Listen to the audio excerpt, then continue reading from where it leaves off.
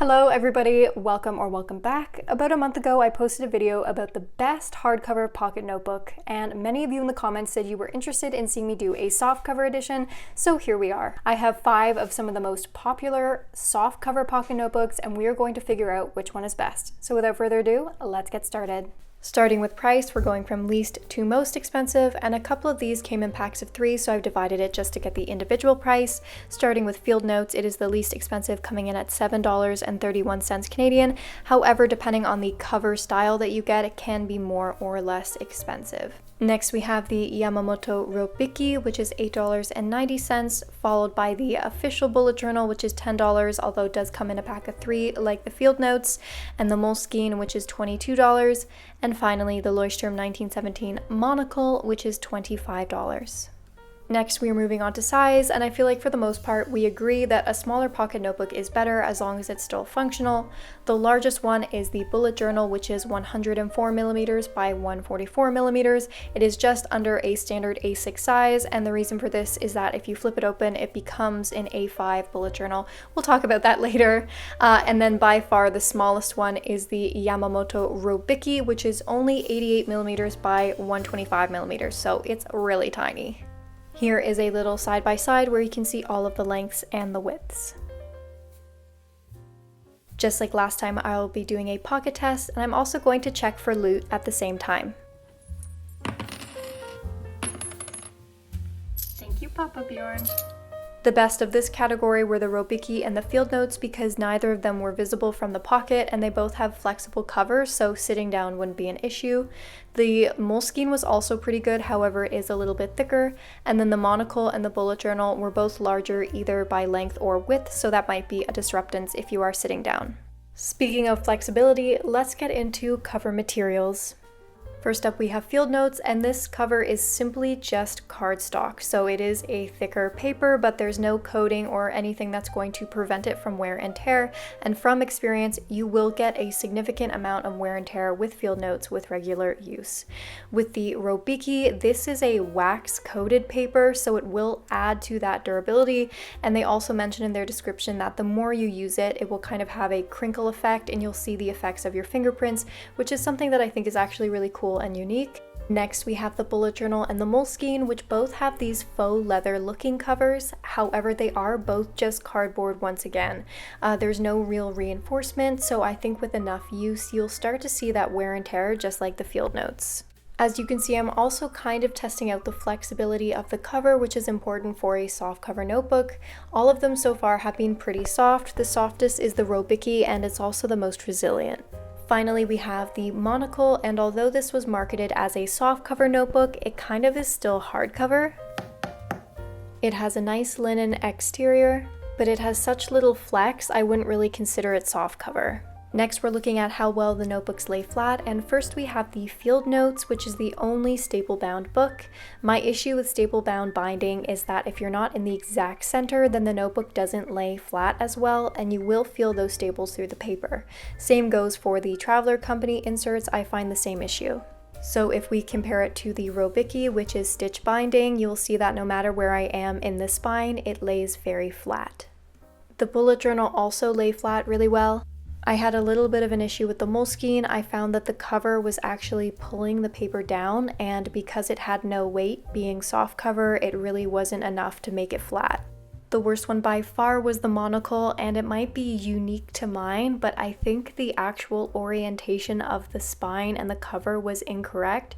You can see that it's off-center to the right side, which is making everything on the left kind of squished. Now I'm going to get into GSM, starting with the least and then going up to the most, and I'm also going to mention page numbers as well. The Moleskine is the lowest, coming in at 70 GSM, and it has 192 ivory pages. Next we have the Bullet Journal. It's 80 GSM with 46 off-white or chamois pages, and the last 8 of them are micro perforated. Then we have the Monocle, once again 80 GSM and 117 off-white or chamois pages. Then we have the Robiki, once again 80 GSM and 60 chiffon pages. This one also has green dots instead of black. And the highest GSM is the Field Notes, coming in at 90 GSM with 48 white pages, and these have much darker dots.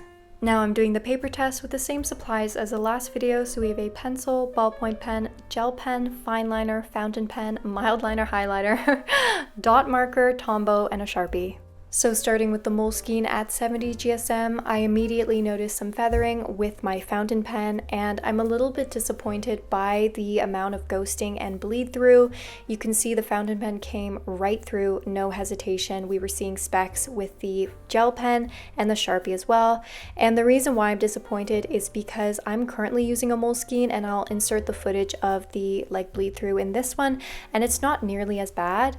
I've heard that depending on where the notebook paper is from, manufactured, it can kind of vary, but I feel like I was disappointed with that inconsistency. The bullet journal was definitely better. I still did notice a little bit of feathering in the fountain pen, which is a little bit disappointing, but when I flipped it over to take a look at the ghosting and the bleed through, it wasn't too bad. I did see some bleed through in the fountain pen and definitely in the Pentel Energel and the Sharpie, but I was surprised how well it stood against the Sharpie.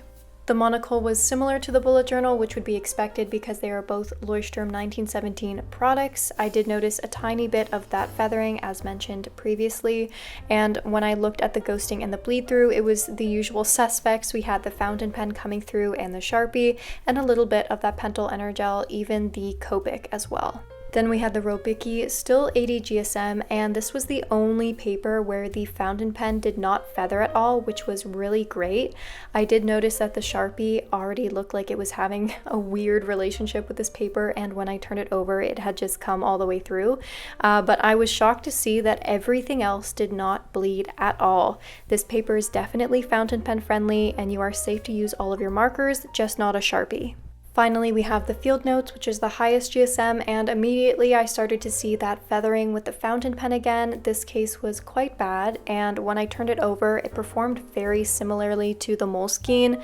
That fountain pen just bled right through, so did the Sharpie, and also the Zig dot markers and some of the Copic and the gel as well, so I was pretty disappointed. And finally, I will be going over all of the notebook extras. The Robicki has no extras. It's exactly what you pay for. It's just a plain notebook. If I were to give it a strength, I would say that it's extremely flexible, so I can see you kind of curling this up and putting it anywhere you want. The field notes is pretty similar, except that on the interior it does come with a nameplate at the front, and then at the back it has a 5-inch straight edge ruler, and it also has some practical applications that tell you how you can use the notebook. The bullet journal has an insert of stickers which can be used for functional planning and a little bit of deco. I think this is a great addition. And at the very back of the notebook, it has a slight cutout that can be used as a card slot. There are a couple other extras, but I'm not giving points for these because some people might find it more annoying than useful. So for example, this notebook is actually supposed to be rotated horizontally, so all of these headings are in the horizontal format. You can also see that there are guidelines on the pages, which some people might find distracting or they might like them, and the page numbers are also oriented that way as well. I mentioned earlier briefly about the size, but here you can see that if you extend the notebook, it does form a complete A5 bullet journal size. The Moleskine has the same extras as the hardcover version, starting with an elastic closure. This one I felt could have been more elastic. On the inside it has one ribbon bookmark, and then at the very back it has a back pocket which has a quality control slip. Finally, we have the monocle, and we start again with that elastic band closure. On the inside, you get 2 ribbon bookmarks instead of 1, which is helpful. At the very back, they give you 20 ideas to live a quieter, more considered lifestyle, which is quite interesting. Haven't seen that before. At the very, very back, you get that back pocket, and then when you flip to the front, you have a table of contents, and these pages are also numbered. And the winner is the Yamamoto Robicki. There were several reasons why this notebook was my favorite. I'm gonna leave in the technical specs later on, but it just came down to the feeling in my hand, the quality of the cover, the flexibility of the spine, that beautiful saddle stitched binding, and the paper quality. I'm free to use fountain pens and pretty much everything aside from a Sharpie, which is a-okay with me. Here are the technical specs, and here are my final starred ratings. Alright everybody, that is it for today. If you enjoyed this video, please consider subscribing and giving it a huge thumbs up. Let me know in the comments down below which notebook was your personal favorite. Thank you so much for watching. I'll see you next time, guys. Stay cozy and bye-bye.